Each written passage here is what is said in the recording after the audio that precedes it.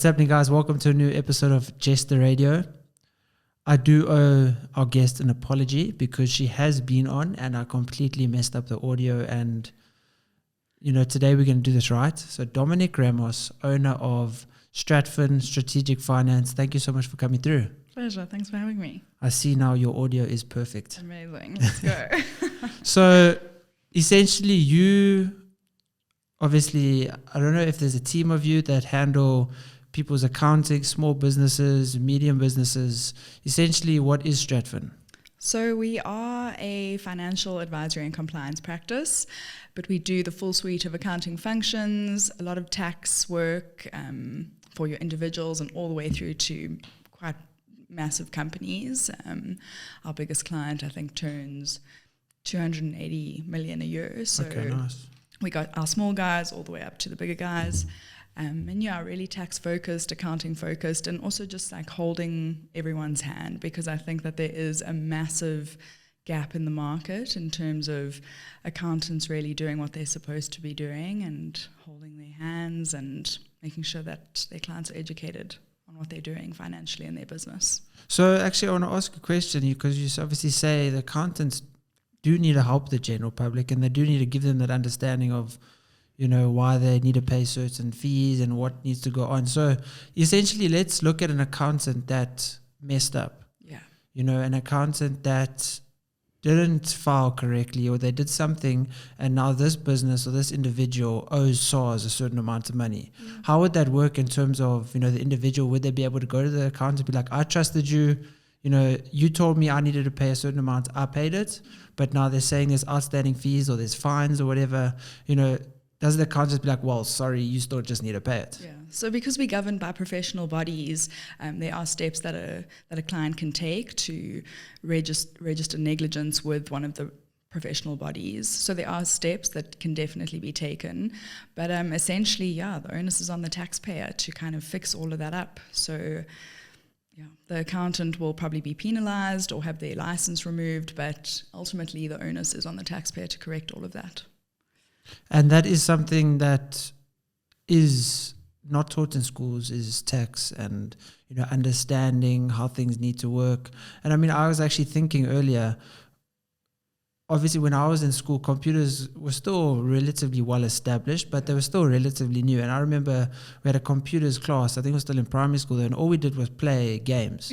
And now I was thinking, in terms of tax or in terms of SARS or anything, you should have software, whatever, that's maybe in high school more, but that you can practice fake tax, or you can practice, just understanding the SARS platform, or understanding, why certain things happen within tax and within a business. And essentially we weren't taught, in-depth computers then. Yeah. Whereas now I think obviously it's become more custom, and obviously now with COVID, more small businesses have opened. Sure. And more people have, a better understanding, but that isn't really taught in school, which I think is detrimental. Yeah, not at all. Everyone is so uneducated about tax and accounting and how it all works, and it's something I'm really passionate about. And like you can see on my Instagram or LinkedIn pages, I really am trying to dumb it down for the layperson, because this is kind of the make or break between a business being successful or not. And like I said, something I'm really passionate about doing in the future, a lot more, like more of an educational-centric accounting division within my company, accounting and tax. But like you say, no one knows this kind of stuff, and it really is unfortunate, and it actually places so much more pressure on us accountants to do our job correctly, because like I said, like your financial well-being is in our hands, essentially.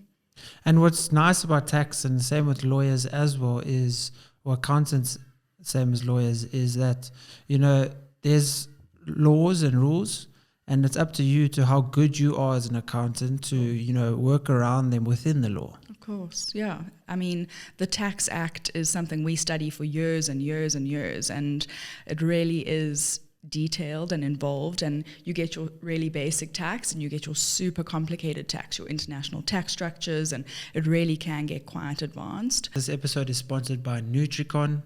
You can use the code BEACHBODY and save 20% off on all orders. You want to get beach ready. If you're at the beach and you want to maintain your physique, beach body, save 20% off. Back to the podcast. So it really is up to us to just push the envelope and really know what we're doing so that we can impart that knowledge on our clients. And most of the time our clients don't even know what we're doing. I mean, trying to explain tax law to a lay person is quite intense.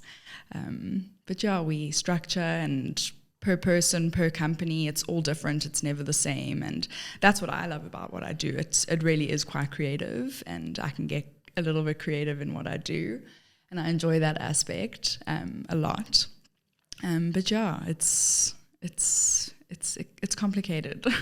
I think there must be a lot of job satisfaction in, helping, let's say it's a family-run business, be able to save money and be able to pay less tax in certain ways. And because also we know our tax isn't really used for anything beneficial in this country. So if you can help a small business, save a little bit of money and use those funds correctly to help the business grow instead of just lining the pockets of, the government. So that's obviously a great level of, satisfaction that comes from that for you. Absolutely. When we tell our clients you're getting this refund or your tax bill's reduced by 500,000 or whatever the case is, they are thrilled, and it brings immense job satisfaction. But what I do want to chat about is kind of the things that are in place at the moment for small businesses to reduce their tax liability. I think a lot of people aren't aware of this kind of stuff, and there are different tax systems and treatments to really get your tax liability down, especially for the small businesses, which is where we are really quite focused. It's your turnover tax regime and your small business corporation tax rates. So I do just want to chat about that a bit. A company that earns up to R1 million in a year of assessment, your first 335,000 Rand is tax-free, and I think a lot of people miss that. Thereafter, the profits are capped at 3%. I mean, that's a 25% reduction from your ordinary company tax rate. So it's massive, and so many small businesses, especially if you're starting out, first year of trade, you're not aware of that. So is that like a company that's not yet eligible to be VAT registered? Correct, yeah. So your VAT registration, compulsory VAT registration, is up to R1 million. Thereafter, you have to become a VAT vendor. But those guys, I mean, if you're paying 3% tax in a year of assessment, it's a massive saving. So that's TOT, turnover tax. And then we also have the small business corporation tax rates, and that's kind of if you're doing 20 million or less in a year of assessment. And instead of the 28% flat rate, it's tiered. So it's like the individual brackets where what you earn, you pay according to your bracket. And that's also a massive tax saving. So really nice to know, and I do want to make people aware of that because so many people miss that. Big tax saving there. And essentially, the individual, the business owner is not really going to know this unless they're obviously proficient within tax. But, it's up to the accountant to know these things. So you kind of need to maybe watch this podcast and then go to your accountant and be like, is this how we're structuring our tax? Of course. I mean, the liability is on the accountant to educate their client on all of this stuff. And I don't think many are, especially in the small, medium and micro enterprise space. And now, we're also talking about individuals, and you help individuals with their tax. There's certain ways in terms of investments, savings accounts that you can obviously reduce the amount of tax. And most of my audience, they probably within the last 3 years have just started working, or they've, been working, and they can use certain saving methods to be able to go and save money essentially and not be able to have to pay tax on, the interest or whatever. So, what kind of things like, tax-free savings account, retirement, what kind of investments are better in terms of tax to go look into? So I would definitely look at a tax-free saver. That really is quite a nice vehicle to save tax and let your money grow beyond inflation. So I would definitely suggest a tax-free saving account. And as well as RA, so retirement annuities, you're able to claim back. So whatever you contribute throughout a year of assessment for the time that you're contributing to the retirement annuity, you're able to claim up to 350,000 Rand a year. So that comes off of your tax liability to SARS. So if your tax liability is 380 grand, you're only going to pay 30 grand essentially for that year of assessment. So that's a really nice vehicle as well if you're wanting to save towards your retirement and reduce your tax now. And also taking into account inflation, I mean, it makes total sense to do that as well. Your money's going to grow, and only later on are you going to pay the tax on the amount now. So your invested amount will be your base cost, and whatever grows, you'll pay the tax on that when you pull out from the RA. But a really nice tool to play around with inflation and tax rates there, because essentially what will happen is the tax rate in the future will be less than the tax rate now. And I think also people need to, because once you start working, you qualify for a credit card, you know, and they kind of suck you in saying, you know, you need a credit score, you need to be using your credit card. And people get into that trap where they're like, no, it's fine. It's only, let's say, 5,000 Rand that I've used of their money. And the next month, maybe you spend another 2,000, and you slowly get into this level of debt. Yeah. And I think it's difficult as South Africans because obviously we're not the highest earning country.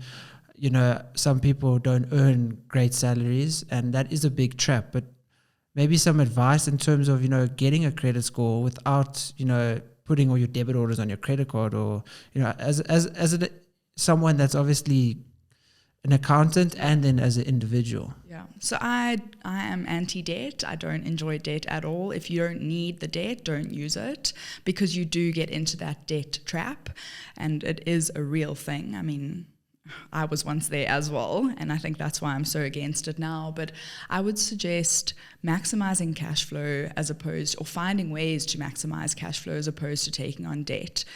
Get a side hustle or get an investment from family or friends or whatever the case is, because that interest, you'll just get trapped in that interest. So honestly, like if we're talking individual, I would say for as long as you can, stay away from the debt. But I do realize that it's a double-edged sword, because you do need that credit in order to do bigger things maybe in the future or even currently.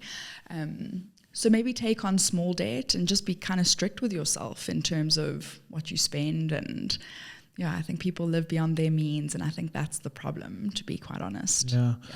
Essentially, like what I would do to maybe improve a credit score, I would, let's say, spend 10,000 Rand on my credit card and then just pay the money back immediately. Yeah. So that you're still using money within your credit card, but then you're never paying interest on it, or you never at the end of the month now owe the bank money, essentially. Yeah. So if you can do that, if you can pay it back in full within 60 days, there is that interest-free period. So that makes total sense. Leverage off the bank's money, but whilst it's interest-free. I totally agree with that.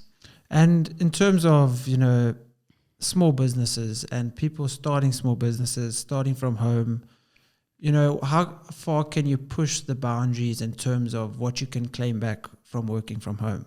You know, at what point will SARS kind of be like, are you using your entire house? So I think that's kind of changed with COVID. I mean, a lot more people are working from home now, and because of that, there's a lot more scope on what we can claim. So I say to my clients, let's bump it up to 60, 70%. I mean, you're working for 9-10 hours of the day in your home, so it kind of makes sense. Office supplies, your actual office space, you can maybe claim a bit of your kitchen where you cook yourself lunch, or in your lounge where you maybe read a textbook, or there is a lot we can play around with now, and SARS are a lot more lenient because they do know that people are working from home. And now if I say, let's say, because obviously we're in the studio, I use the studio business card to buy my groceries for home. Yeah. But then I just claim that it was for, you know, entertaining the clients and whatever. At what point does it, obviously there's dishonesty within that, but at what point will SARS question, why are you buying raw chicken breasts for your studio? Like, would they ever go into that much detail? So it's unlikely that they will go into that detail for an individual. That will only ever happen if you are selected for a lifestyle audit, where they really get into like the nitty gritty around your affairs. But I would say put that kind of stuff through. I mean, everyone does it. Let's just be honest. And essentially, it's my business.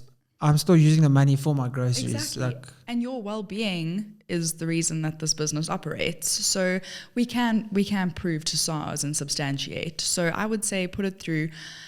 But SARS works on kind of like a percentage basis. So if your turnover is R1 million for the year of assessment, your entertainment expense or your office supply expense, it is capped at various percentages.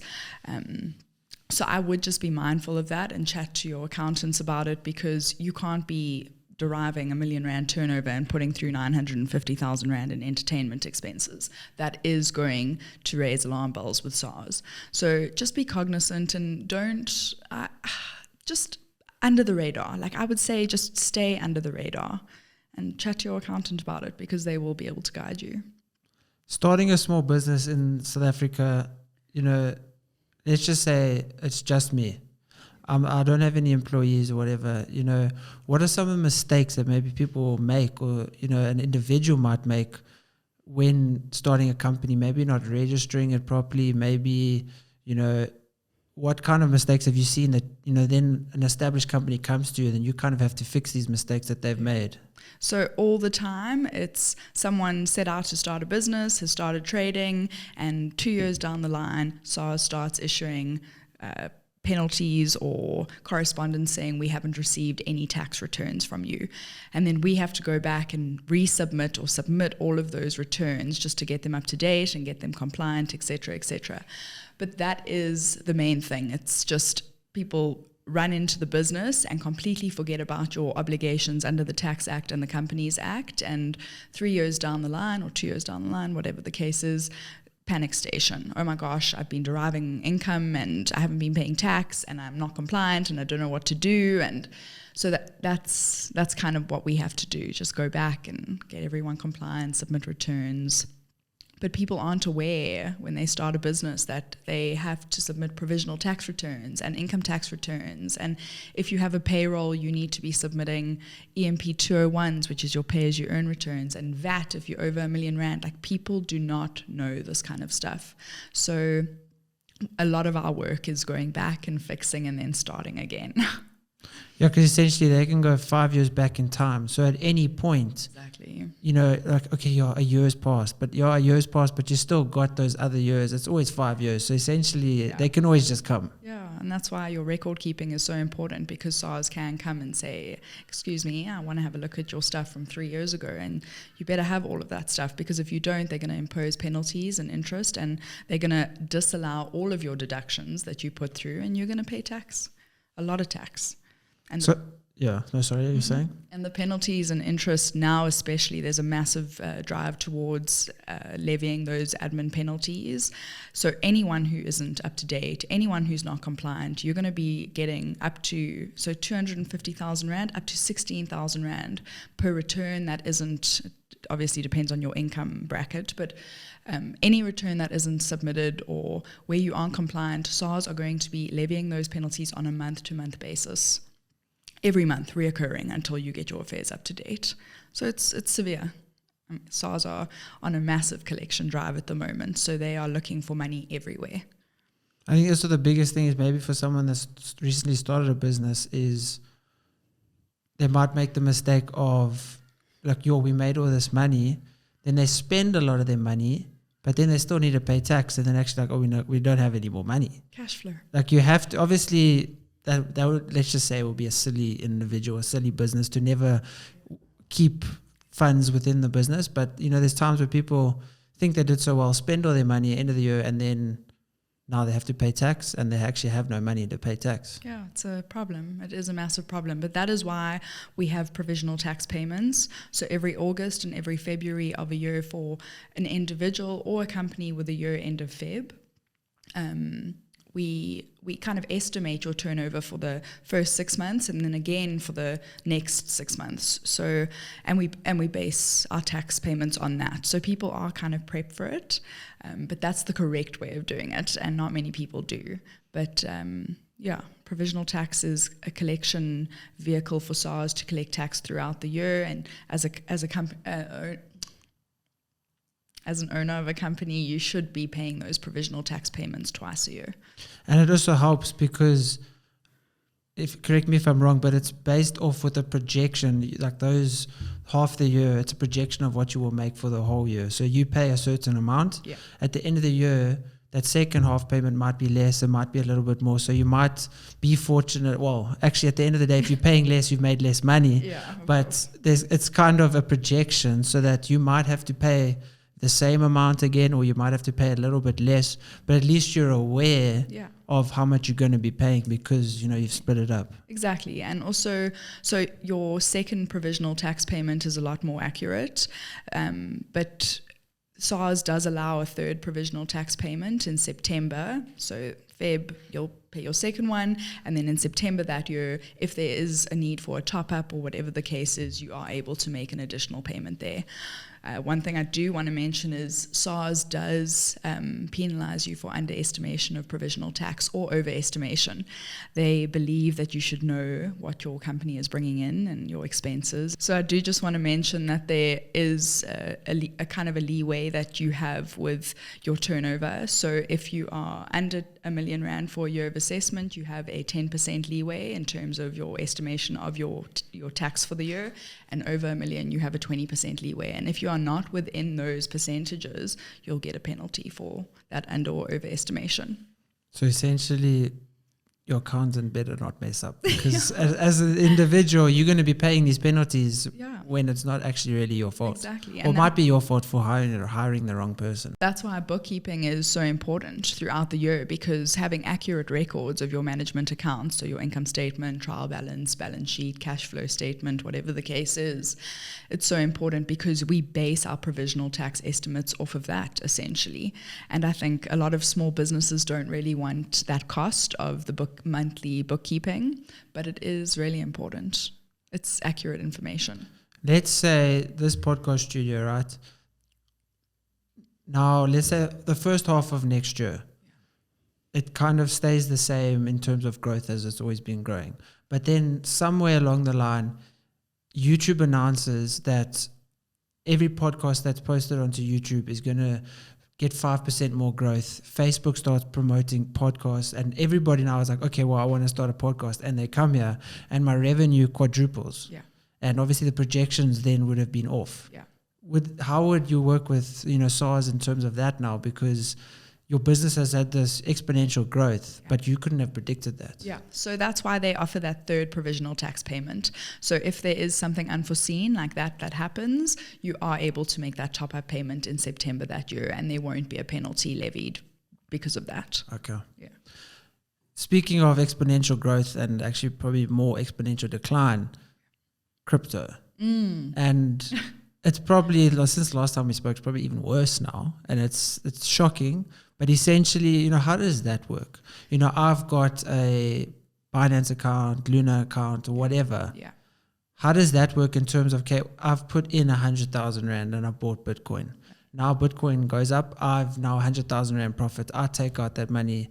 Essentially, it's not really decentralized once you take it out of those platforms. Yeah. So, this is such a tricky topic because SARS aren't clear on how they treat it. What we do know, though, is when we are dealing with an individual and their crypto in a tax return, we have to determine whether the profits were capital in nature or revenue in nature. And what that means is either income or a capital gain, essentially, or loss. And the test is if you've held the crypto for more than 3 years, it'll be capital in nature. And if it's less than 3 years, it's revenue in nature. There are different tax treatments for both. So with your capital gains, only 40% of the gain is included in taxable income, and thereafter will be taxed at the bracket that you fall under. With the revenue, it's according to the normal brackets, the maximum marginal rate of 45%. So that's the first step, to determine which category it falls under, and then we'll include it in your tax return as whatever it falls under. But what was your question? In terms of you don't pay tax on any money until you obviously put it back into your account. Yeah. So how it will always work is whatever you paid for the crypto will be your base cost or your actual expense, and the gain is essentially all that's profit, all that's taxed. And if there's a loss, what you're able to do with a loss is you can reflect that loss in your tax return, and you can apply it to future gains and offset that. So that's kind of a benefit going forward. But yeah, it is quite a contentious topic, and there isn't much clarity around it. So us as tax practitioners, we kind of just do what we think we're supposed to do, and SARS will actually come back to us with with how they would apply the rules according to the information we've given to them. And now something like gold, like Kruger Rands. Yeah. You know, I bought a Kruger Rand for 35,000 Rand. Now gold's worth 60,000 Rand. Yeah. And in terms of, you know, tax on that, how does that work? Again, it's a capital gain. So assuming you've held it for over 3 years, which, I would assume that you have because of that growth. So again, it would be treated as a capital gain, and 40% of the actual gain will be included in your taxable income, and you'll pay at the tax bracket that you fall under.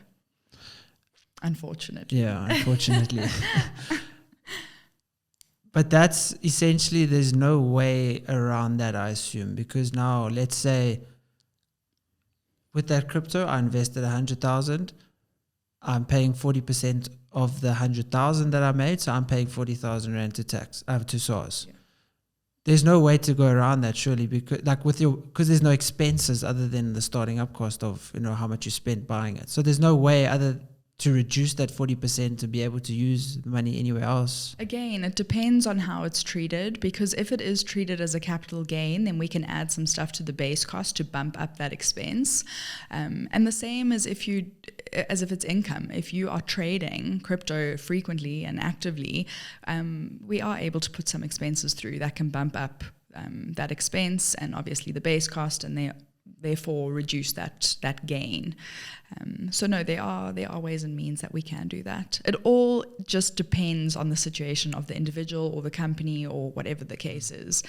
We really do take a structured approach per person. It's not one fits all. But just to answer your question in summary, you can definitely bump up that expense or base cost with other expenses, not just the cost of the crypto or the share or whatever the case is. So as an individual who owns a small business, you're paying your business tax, you're paying yourself a salary, and now you're paying your personal tax. You know, what are the best ways? Is it just to pay yourself less and put more stuff through the business? What's the best way to reduce the amount of tax from both sides? Yeah, so it's a tricky question because each person is different, and we kind of need to understand what you're trying to do before we can advise. So, for example, if you're wanting to go and buy a house, I'm going to tell you to bump up your monthly salary because the bank's going to look at that. But if you are just wanting minimum cash flow for yourself and are really like growth centric for your business, I would say utilize a loan account. I mean, it's not one way. It's a million ways fit a million different people. So essentially, what is your goal? And then we would structure it in that way. But I get it. Company tax, personal tax, dividends tax, there's a lot of tax. And that's why this stuff is so important, because what we need to do is minimize essentially what the company pays, and you as a shareholder in your own capacity, what you pay too. And again, that's why this stuff is so important, because the wrong accountant is going to duff this all up. You know, everybody is very harsh on SARS for, you know, how stringent and strict and how, you know, anal they can be. But I've found with, you know, the rebates, they do pay that back very quickly. Yeah. I've never had, probably like within a week. Yeah. I've got, you know, some refunds back. So, yeah, they may be asking for tons of money, but when it comes to it, they do, you know, they are quite good with paying you back. Yeah, so when it comes to personal tax, they are quite quick with their refunds, and that is because third parties like your financial institutions or your employers or whatever the case is, your RA administrators, your retirement fund administrators, they have to supply your data to SARS on a biannual basis. So SARS already has that information, and they believe it to be right. So they're not going to want to audit any interest income coming from the bank because a certificate's been generated for you and submitted to SARS already. So they really count on that information, and that's why with personal tax and the third-party data submissions, that's why it's so quick. The data's already with them. You don't have to supply documentation and wait 21 days to get your audit verified, etc., etc. It is, however, different with VAT. I mean, I have VAT refunds for clients that I'm still waiting for from January this year, and they're massive amounts, and it takes a massive knock on the cash flow of a business. And it's due to so much fraud with VAT during COVID. Everyone was needing cash flow and would just put expenses through, and SARS became inundated with audits and payouts, and now it's just a bit of a nightmare in terms of VAT at the moment. But yes, in terms of personal tax, they do pay out quite quickly. And it's interesting, it's just different people, but I wouldn't say, someone that works at SARS and, makes sure that people follow the rules and does these audits and everything is like a policeman. But essentially, what would make someone want to go work for SARS when they obviously need to be clued up and they need to understand what they're doing? And there's obviously very clever people that work at SARS. Yeah. But why wouldn't they just go work corporate, or why wouldn't they go work, like in your capacity within a business that you've created? But essentially it's just people have different risk appetite. I think that's what it boils down to. I started out in corporate and I absolutely hated it, but I leveraged so much off of the owner because I worked right alongside him and just learned absolutely everything I could for 3 years. And after 3 years I was like, I can do this myself, and took that risk with 2 of my clients. I onboarded 2 clients while I was there, took my 2 clients, had no other clients, and that was 5 years ago. And it was a massive risk, but I think it's just different risk appetite for different people. Working for SARS, I think you get quite a nice little package, and obviously you're working for the government, and so I think it's quite secure. The more payouts, or the more people that you go and investigate, and if you guys, this is your commission. If you get 30 companies, exactly, we will give you 10% of all the money that they owed or whatever. Yeah, that definitely happens within SARS. So everyone is incentivized to collect tax. So that's why we have the audits that we do. So now, what separates you from the big corporate accounting firms? What separates Stratfin? What's your elevator pitch in terms of why you suggest people should come to you? So I truly believe that my clients are everything in my business. They are the reason I have my business. And because of that and the gratitude I have towards them, I 100%, myself and all my colleagues, I've got about 6 people that work for me, 6 full-time, 3 part-time. We honestly hold our clients' hands. We sit with them. Honestly, I do believe that goodwill compounds faster than money ever will, and that has always kind of been my mantra in my business. And I give a lot, and I can delay what I get out, and I think that's been a real success in my business because my clients do feel looked after, and that's what I want in this space, because that's what gets referred, that goodwill.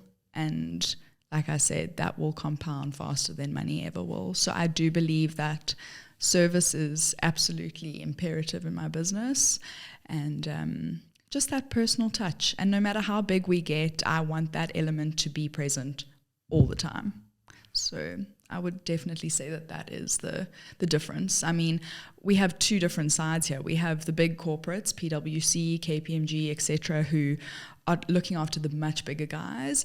And then we have the other accountants who are like pretty much old people who have made their money and aren't really caring towards their clients anymore. So we've found a massive gap between those 2 spectrums. And that's been really good for us. 5 years we've been trading, and our growth year on year has been great, even during COVID. And I pin it down to just that personal touch. Fantastic. Yeah. And anything else that you want to cover? Any topics that you think people maybe need information on? I just think with year end coming up in Feb, I think everyone needs to just kind of brace themselves and prep for provisional tax payments and their year end, because SARS are going to be all over the show next year. So maybe if you don't have anything to do in December, just get all of your affairs in order, because I think it's going to be quite strong next year in terms of what SARS are going to do in collecting that revenue. Great. And I will, if people need to contact you, I'll put everything in the description. Anyone needing, accounting services and, tax help or anything in line with, what an accountant would help businesses or individuals for, I'll put everything below. Thank you. Thank you for coming on. Thank you so much. Thank you guys for listening. Cheers.